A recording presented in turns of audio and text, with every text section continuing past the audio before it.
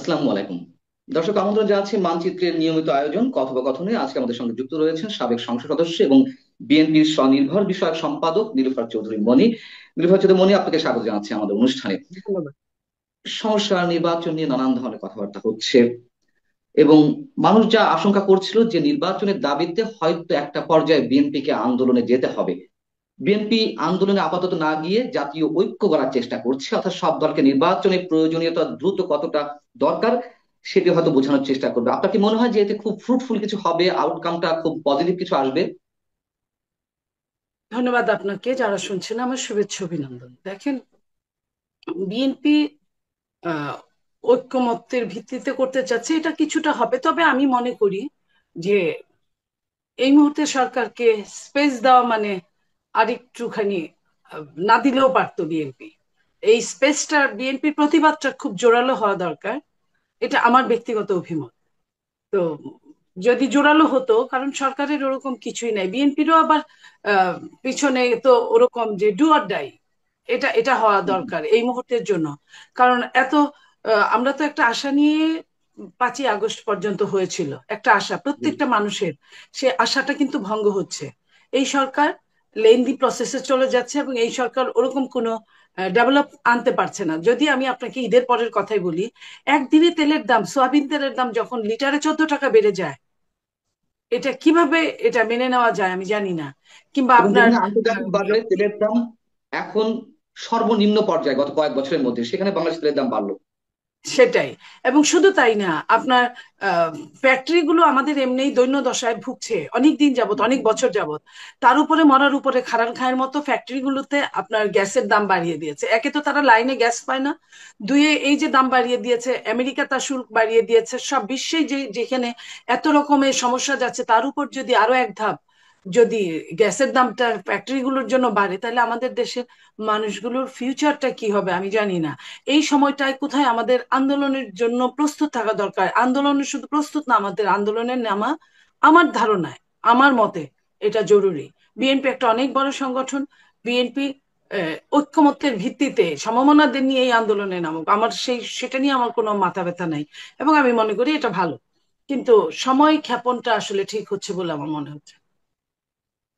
এবং বিএনপি আন্দোলন নিয়েও এক ধরনের মানুষের মধ্যে ট্রোল হয়, এটা আপনি অন্যভাবে না নিলে, যেহেতু মাঠের চিত্রটা আপনাদের সামনে তুলে ধরতে চাই যে ঈদের পর আন্দোলন শেখ হাসিনা সরকারের সময় যেটি হয়েছে। এবং আমি এটুকু একজন সাংবাদিক হিসেবে বা সংবাদকর্মী হিসেবে এটুকু মনে করে দিতে চাই, বিএনপি তৃণমূলের নেতা কর্মীরা কিন্তু যথেষ্ট ডেডিকেটেড। এরকম অভিযোগ আছে যে শীর্ষ পর্যায়ে যারা রয়েছেন কেন্দ্রীয় পর্যায়ে, তাদের কারো কারো ভুলের কারণে আন্দোলনগুলো সফল হয় না। আপনি কি এটি মনে করেন, সাধারণ মানুষের যে কথা? দেখেন, বিএনপি একটা, ওই যে বলেছিলাম না, বড় দল, বড় দলে অনেক রকম সমস্যা থাকে, তার মধ্যে কিছু মুনাফেকও থাকে, থাকে না তা বলবো না। তাদের নিয়েই আমাদেরকে চলতে হয়। কারণ মুনাফেকি তো আসলে ধরা পড়ে না সবসময়, আর ধরা পড়লেও তাদেরও যুক্তি থাকে অনেক। কারণ বিএনপি সেই রকম একটা দল যে আত্মপক্ষ সমর্থনের একটা সুযোগ দেয়। তো আত্মপক্ষ যারা সমর্থনের সুযোগ দেওয়ার সময় সেই মানুষগুলো কিন্তু নিজেরই গুণগান গায়, নিজের কোনো ভুল নাই, কিছু নাই, সে এটা করে নাই, এটা দেখে নাই, এই ধরনের একটা আচরণ করে। এবং আপনার কথা এটা ঠিক যে বিএনপির তৃণমূল বিএনপিকে বাঁচিয়ে রেখেছে। বিএনপি এমন একটা দল যে না চাইতেই তৃণমূল এত বেশি শক্তিশালী, এবং সাপোর্টাররা দলীয় নেতাকর্মীদের চেয়ে বেশি মানে ত্যাগী এবং শক্তিশালী। তারা চাইলেই তাদের মত বা পথ পরিবর্তন করে না, নইলে তো এমনি এমনি করার কথা না। তো সেই জন্য আমি বলি যে বিএনপি একটা, যে যেমন সংগঠন, বিএনপি যে কোনো সময় চাইলে আন্দোলন করতে পারে। তো বিএনপির যদি কিছু যারা মুনাফেক কি করে, তাদেরকে যদি খুব সিরিয়াসলি তাদেরকে মানে বুঝে দেখে তাদেরকে দূরে সরিয়ে রেখে যদি আন্দোলনটা করা হয়, এবং আমরা বিশ্বাস করি আমরা আন্দোলনে সাকসেস হব। আপনার এই কথা সূত্র ধরে নীলুফার চৌধুরী মনি, আমি খুব আহ, শক্ত হোক বা কঠিন ভাষায় একটা প্রশ্ন করতে চাই। বিএনপির দুর্বলতা কোথায়? এটা তো বাস্তবতা যে এই সময় এসে দেশে, আমি সবসময় এটা স্বীকার করি, আমি নিজেও মনে করি, আমার যতটুকু খোঁজ খবর একজন সংবাদকর্মী হিসেবে, বিএনপি বিএনপির চেয়েও, আগের বিএনপির চেয়েও এই বিএনপি জনপ্রিয় এবং অবশ্যই অন্যান্য দলের তুলনায়, অন্যান্য সময়ের তুলনায় সবচেয়ে জনপ্রিয় দল। জনপ্রিয় দল হওয়া সত্ত্বেও কেন বিএনপি নির্বাচনের টাইম ফ্রেমটা বা রোড ম্যাপটা আদায় করতে পারছে না, চাপ প্রয়োগ করতে পারছে না, অথবা আন্দোলনটাও করতে পারছে না? এই প্রশ্ন কিন্তু অনেকের, যে বিএনপির দুর্বলতা আসলে কোথায়। দেখেন পান্না ভাই, আপনি আমাকে খুবই কঠিন একটা প্রশ্ন করেছেন, ভীষণ কঠিন আমার জন্য অন্তত পক্ষে। কারণ যদি কিছু না বুঝতাম একরকম বলে ভুলভাল বলে দিতাম একটা সময় হয়তো, বা যখন অনুদ ছিলাম বলেছি। বাট এখন তো চাইলেই ভুলভাল বলা যায় না। বিএনপির যে দুর্বলতার কথা বলছেন, বিএনপির দুর্বলতাটা আমার কাছে মনে হয় না যে ওই ধরনের দুর্বলতা আছে। তবে বিএনপি জিও পলিটিক্সটাকে জিও পলিটিক্সটাকে ভীষণভাবে গুরুত্ব দিচ্ছে। জিও, আপনি দেখেন যা কিছু ঘটেছে, আপনি যদি খেয়াল করেন 28শে অক্টোবরে আমাদের সাথে যা করা হলো, 2023-এর 28শে অক্টোবরে যা করা হলো, তাতে কিন্তু যত লোক জমায়েত হয়েছিল, তাতে কিন্তু চাইলে ওই দিনও সরকারের একটা পতনের জন্য আমরা আন্দোলন করতে পারতাম। কিন্তু যেভাবেই হোক বিএনপি কাউকে হয়তো বা গুরু মেনেছে আন্তর্জাতিক ভাবে, তারা হয়তো বা সেটা চান নাই আমাদের মাধ্যমে হোক বা কিছু, যে কারণে যে কারণে কিছু ছাত্রদেরকে সামনে এনে বিভিন্নভাবে তাদেরকে প্রশিক্ষণ দিয়ে, তারা দেখবেন আপনি যে তারা সব কিন্তু তোতা পাখির মতো বুলিয়ে ওড়ায়, কোরাস হুম। গানের মতো, যে একজন যে কথাটা বলে ওই লাস্ট জন একই কথা বলে, স্কাউটের মতো।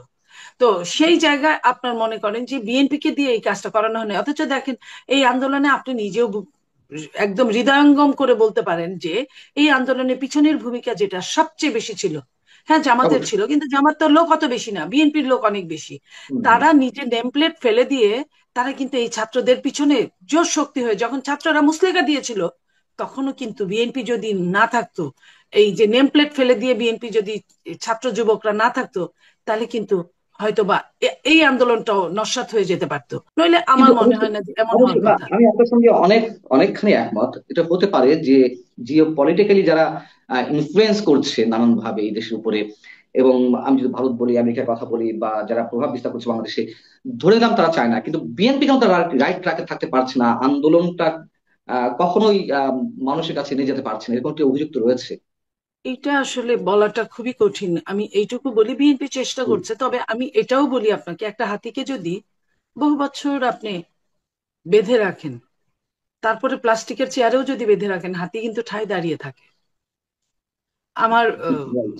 আমার কাছে এরকম অনেকটা মনে হয় যে বিএনপি এত পুর খেয়েছে এত রকম, যে আর বিএনপি মানুষকে বিশ্বাস করে, যতটা নিজেকে বিশ্বাস করে তার চেয়ে যারা সুন্দর ভুলভাল কথা বলে সামনের দিকে আসে, আপনি দেখবেন অনেক ইউটিউবার আছে কিছুদিন আগ পর্যন্ত তারা বিএনপির সাথে ছিল, হুম, হুম, সিরিয়াসলি। হুম, তারা হুম। বুদ্ধিদাতা হিসেবে ছিল এবং তারা সুন্দর সুন্দর কথা বলতো। আমরা যখন বলতাম যে এটা কিন্তু এজেন্ট, প্লিজ আপনারা এখান থেকে আমরা আমাদের দূরে থাকা বাঞ্ছনীয়, শুধু দূরে থাকা উচিত তা না, বাঞ্ছনীয়। সেখানে হুম। কিন্তু বিএনপির কিছু নেতারা আমাদেরকেই বরং অন্য চোখে দেখেছে। অথচ আজকে দেখেন কি অবস্থা। অনেক আপনার উপদেষ্টার মধ্যে আছে অনেকেই সুন্দর সুন্দর কথা বলতো, সরকারের বিরুদ্ধে কথা বলতো, বিএনপি মনে করতো এটাই বোধহয় আমাদের লোক।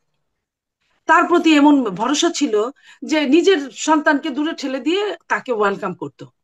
তারা যে আপনার এসে মুনাফিকি করার জন্য আসতো, এটা বিএনপি কতটা বুঝতে পারতো আমি জানি না। বিএনপির এখন আপনার সমস্যাগুলো কি এই মনে জায়গাটায় হচ্ছে, আমার কাছে মনে হয়।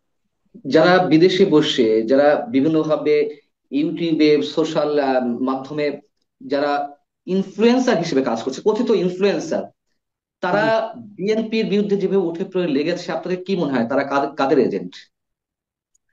এটা নিয়ে আমারও প্রশ্ন। দেখেন অনেকেই আছে এর মধ্যে যে একটা সময় শাহবাগে ছিল, সেখান থেকে ইউটার্ন করেছে। তারপরে আপনার সরকারে ছিল, সরকার থেকে ইউটার্ন করেছে। তারপরে আপনার বিএনপির এখানে আসলো, সেখান থেকে ইউটার্ন করেছে। তারপরে এই বৈষম্য বিরোধীদের এখান আসলো, এখান থেকেও কখন তাদেরকে বৈষম্য বিরোধীদের যদি আপনার, ওরা তো সত্যিকার অর্থে পান্না ভাই, ওরা আপনারও সন্তান আমারও সন্তান, হুম, আমাদের হুম, হুম। সন্তান কিন্তু এই বয়সেরই, তাই না? ওদেরকে যে বিপথে নিয়ে যাওয়া হচ্ছে, আপনি মনে করেন এত রকম এত সুন্দর সুন্দর বুলিয়া ওরা টাকা পয়সা চুরি করার ক্ষেত্রে কিন্তু ওরা কিছু বলে না। এই যে আমাদের সন্তানরা বই খাতা থেকে দূরে গিয়ে তারা এখন চাঁদাবাজি করছে। আমি এর মধ্যে একদিন এলাকায় ডিসির অফিসে যাচ্ছি, উঠছি নিচে দেখি আমি এরকম এরকম বাচ্চা, আমার কাছে মনে হচ্ছে মেট্রিক পরীক্ষাও দেয় না, চেহারার মধ্যে এত ইনোসেন্ট ভাব। ওরা আমাকে একদম পাশ ফিরে সালাম করলাম যে আরে রে তোমরা কারা?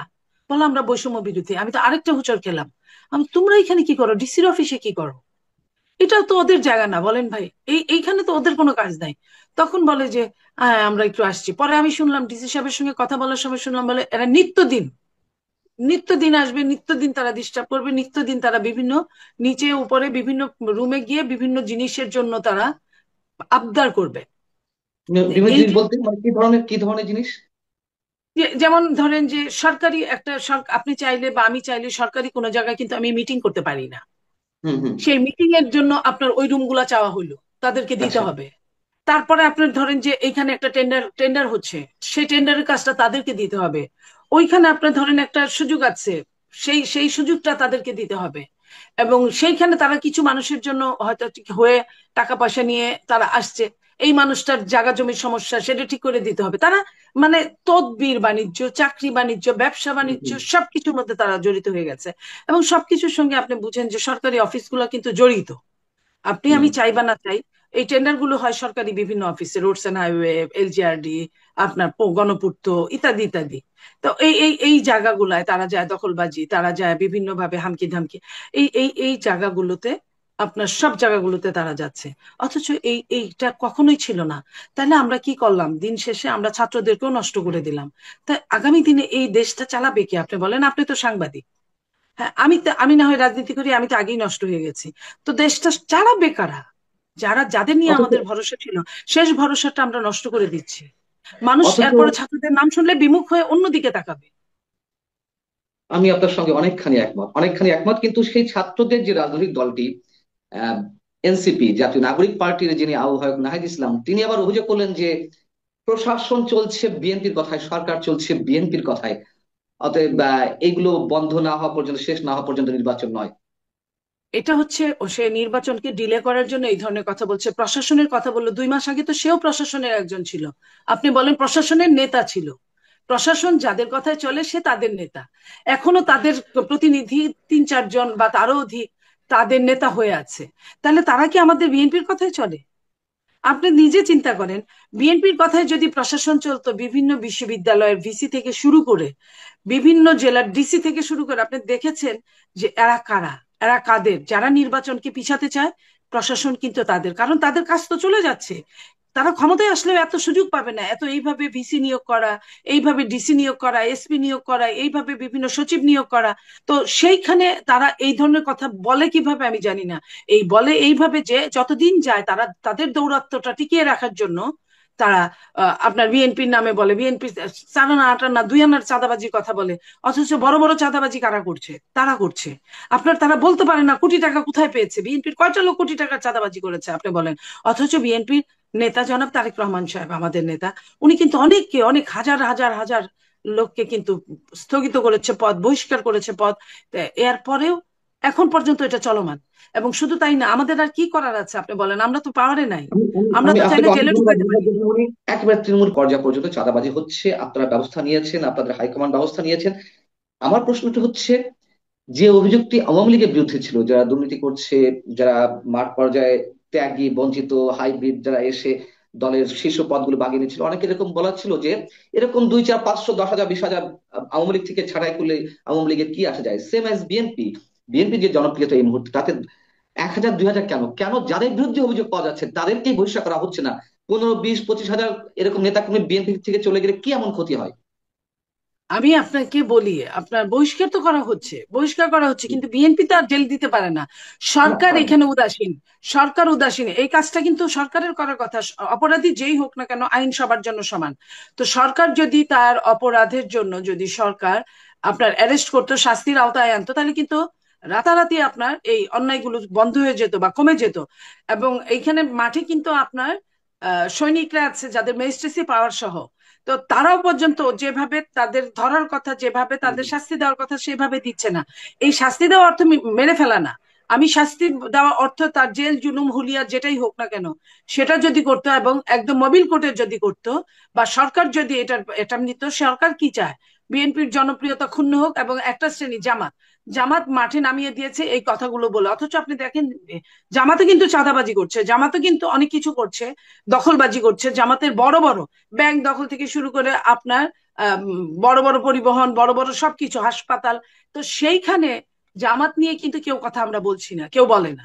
অথচ জামাত কিন্তু সমস্ত বাংলাদেশে বিএনপির নামে এই ধরনের প্রপাগান্ডা গুলা ছড়িয়ে দিয়েছে। তো সেটা আমি তার মানে বলছি না যে আমি ফেরেস্তা, আমি মানুষ, আমার ভুল শুদ্ধ হতেই পারে। তো এইখানে আমাদের চেয়ারম্যান উনি যতটুকু পেরেছেন পারছেন উনি ওনার জায়গা থেকে চেষ্টা করছেন। তো সেইখানে যদি আপনি মনে করেন সরকার যদি অ্যারেস্ট করার পরে যদি বিএনপির যদি নেতাকর্মীরা ছাড়িয়ে আনতো, এটাও তো আপনারা ছাড়তেন না, আপনারা দেখাতেন, আপনারা হুম, হুম, হুম, সাংবাদিক, জি, আপনারা অবশ্যই জাতির অবশ্যই। বিবেক। হুম, তো বিএনপি তো তা করতো না, বা করলেও এখান থেকে রেহাই পেত না আপনাদের হাত থেকে। তাহলে সরকার কেন করছে না? আমার মতে কথা হচ্ছে যে আমাকে যেমন আপনি ডেকেছেন, আমার সঙ্গে যদি একজন সরকারের হুম, কর্মকর্তাকে হুম, হুম। নিয়ে আসতেন, তাহলে সে বলতে পারতো, তাকে আপনি এই প্রশ্নটা করতে পারতেন যে কেন তারা এই কাজগুলো করছে। আমারও প্রশ্ন যে কেন এই কাজগুলো করছে, এগুলো কিন্তু আমরা করতে পারি না। এটা ওই আমরা যে ধর চাঁদা বাবদ ধর বললেন, পাকড় বিচার চাঁদা এটা বাবদ আমরা করতে বললেন পারি না। আপনাদের মতন সিনিয়র পর্যায়ে যারা আছেন তারা হয়তো হ্যালো করে, যেহেতু এখন অনেকে মনে করে বিএনপি অলিখিত ভাবে কিছুটা ক্ষমতায় রয়েছে, আহ পুলিশ সেখানে ভয় পায়, এই জন্য হয়তো যদি ফোন দেয় সেই জায়গা থেকে আগে থেকে তাদেরকে ছাড় দিয়ে দিচ্ছে, বিষয়টা কি এরকম হতে পারে না? বিষয়টা যে এরকম না, আমি আপনাকে বলি, আমি আমার প্রমাণ দিয়ে বলি। আপনি জানেন বড় দলগুলোয় কিছুটা গ্রুপিং থাকে, আমাদের হুম, যে হুম, একদম নাই আমরা বলবো না। জি, সেইখানে অনেক সময় দেখা যায় যে আওয়ামী লীগের নাম এগেনস্টে মামলা করতে গিয়ে কিছু বিএনপির নামও ঢুকিয়ে দেয়, যে ওই গ্রুপের, আচ্ছা দিয়ে দাও এটার একটু লেফট রাইট করাই। তো যখন ঢুকিয়ে দেয় তখন কিন্তু আপনার আম, জেলার এসপি বা ওসি থানার, তারা কিন্তু এই মামলাটা নিয়ে তারা কিন্তু অ্যারেস্ট করে কাকে? আওয়ামী লীগ তো পালাইছে, এদের খুঁজে পায় না, ওই বিএনপির ওই হুম, হুম। ছেলেটাকে করে। তখন যখন আমরা বলি যে এ তো বিএনপি ছাত্র দলের বা যুব দলের, তখনও কিন্তু তারা ছাড়ে না।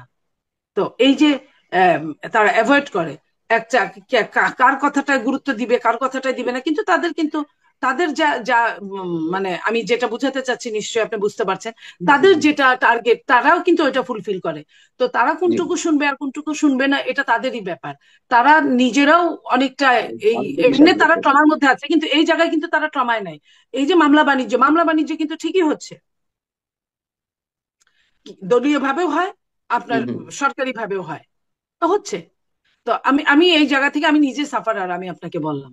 এরকম আমার মতো মনে করেন যে 64 জেলার প্রায় সবাই সাফারার, অনেকেই সাফারার। সচেতন আমরা একটু আমাদের মূল বিষয়টা একটু আসি। দু একটা প্রশ্ন করি আমি শেষ করব।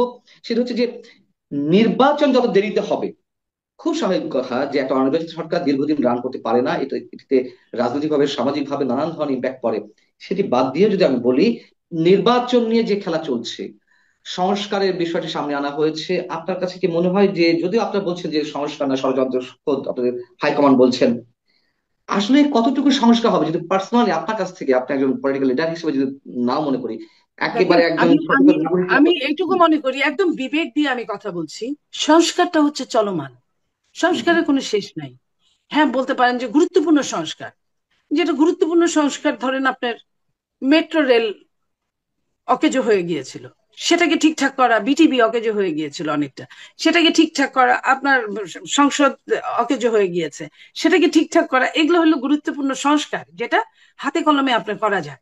আর যেটা আপনার সংস্কার, যে সংস্কারগুলোকে দুর্বল থেকে দুর্বলতর করেছে বিগত ফ্যাসিস্ট, তো সেই সংস্কারগুলো কিন্তু এটা লেন্দি প্রসেস। এটা এমন না যে আপনার এক দুই হুম, দিনে হয়ে গেল। এটাকে আপনার আনা, সংস্কার বানানো, তারপরে পর্যালোচনা করা, জাস্টিফাই করা, সেখান থেকে কাটা ছাটা বাদ দেওয়া ঢুকানো, এখানে নিয়ে আর্গুমেন্ট, এগুলো কিন্তু অনেকটা লম্বা পথ, লম্বা জার্নি। এই জার্নির সাথে নির্বাচনকে যদি আপনি তুলনা করেন, তাহলে নির্বাচনকে সময় ক্ষেপণ করার জন্য আপনি তুলনা করছেন, যে যদি বৃষ্টি হয় তাহলে খেলতে যাব না, বৃষ্টি হয়েছে সুতরাং আমি খেলতে যাইনি। তো এরকম যদি বলে, তো সংস্কার যদি এতই গুরুত্ব তারা মনে করতো, আমাদের এখন প্রায় 8 মাস চলে গেল, 9 মাসের সামনে পড়ছে প্রায়, সেই সেই এতদিনে কেন হয় নাই এখন পর্যন্ত? এবং সংস্কার যদি তারা সত্যিকার অর্থে চাইতো, তাহলে সব রাজনৈতিক দলদের নিয়ে একটা কমিটি বানাতো, যেতে দুইজন, বড় দলে হুম, দুইজন বা তিনজন, ছোট দলে একজন বা দুইজন, দিয়ে একটা কমিটি বানায়, সংস্কারের যে কমিটি করেছে তাদের সাথে জুড়ে দিত। কারণ আপনি সংস্কার যেটাই আপনি করেন না কেন পান্না ভাই, আপনার রাজনৈতিক দলগুলোর দ্বারা হা জয়যুক্ত হয়েছে 3 বার বলে আপনার সংস্কারকে পাশ করতে হবে, সফলতার মুখ দেখাতে হবে, নইলে তো সফল হবে না সংস্কার। তাইলে আপনি কেন এই সংস্কার তাদের ছাড়া করবেন? তাদেরকে করে আপনি তাদের দেখতে দিবেন, তারা আবার স্টাডি করে পড়ে, তারা আবার ওটা জাস্টিফাই করে, সমালোচনা করে, আমি আপনাকে পছন্দ করি না, আপনি যেটাই করবেন আমি না করব, এটাও কিন্তু একটা দিক। হুম, তাহলে হুম। এই সংস্কারের শেষ কোথায়? আমরা একেবারে শেষ পর্যায়ে শেষ করছি আপনার কাছে। আপনার কি মনে হচ্ছে যে নির্বাচনটি আদায় করতে হলে আরো একটি বড় আন্দোলনের মুখোমুখি হতে যাচ্ছে বাংলাদেশ? আমার কাছে এক কথায় যদি বলেন, আমার কাছে এরকমই মনে হচ্ছে। কারণ আপনি যদি দুইটা তিনটা দলকে ধরেন, লাইক এখন যে তিনটা দলকে হুম, গুরুত্ব দেওয়া হয়, যদিও গুরুত্ব ওরকম কিছু না, আপনি যদি ধরেন দুইটা দলকে দিয়ে যদি আপনি বলাতে পারেন যে না আমরা তো এখন নির্বাচন চাই না, আমরা শেখ হাসিনার ফাঁসি না হওয়া পর্যন্ত নির্বাচন চাই না, অথবা আমরা সংস্কার পুরো সম্পূর্ণ না করা পর্যন্ত আমরা নির্বাচন চাই না, অথবা বিচার শেষ না করা পর্যন্ত নির্বাচন চাই না, হ্যাঁ, তাইলে আপনার আরেক দল কত বড় সেটা বড় কথা না, আপনার সে কিন্তু একটা উষ্টাগত হবে। তো তখন আপনার আন্দোলনের কোনো বিকল্প নাই, যেটা ডু আর ডাই। যদি আপনি এটাকে নেন যে আমাকে নির্বাচনে আসতে হবে, এবং আপনি জানেন বিগত সরকারে কিন্তু নির্বাচনটা কি বড় একটা ছিল, সমস্যা ছিল। এবং এই নির্বাচন করে বিএনপি কিন্তু একের অধিকবার নির্বাচন বর্জন হুম, করেছিল। জি, 14-তে বর্জন করেছিল, 24-এ বর্জন করেছিল। তাহলে যদি বিএনপি একের অধিকবার বর্জন করে থাকে, নির্বাচনটাই তো মেন ইস্যু ছিল এই জি, সরকার পতনের। যদি 24-এ নির্বাচনটা মোটামুটি ভালো যাইতো, যদি বিএনপি অ্যাটেন্ড করতো, যদি আপনি বিএনপি 60-70টা সিটও পাইতো, তাহলে কি আপনার এই আন্দোলন করার কোনো হিস্সা খুঁজে পাইতো এই আপনার জি, জি। বৈষম্যরা বা যাকেই বলেন, যাকেই আপনি ক্রেডিট দেন, আপনার মাস্টার মাইন্ডরা এটা কি করতে পারতো? পারতো না।